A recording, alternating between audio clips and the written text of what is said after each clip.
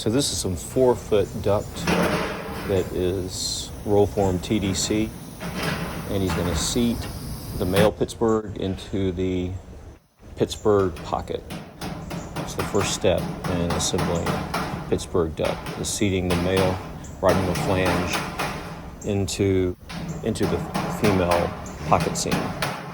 After he seats the right angle flange male, take an air hammer over that remaining tail of the female pocket seam to create the Pittsburgh lock.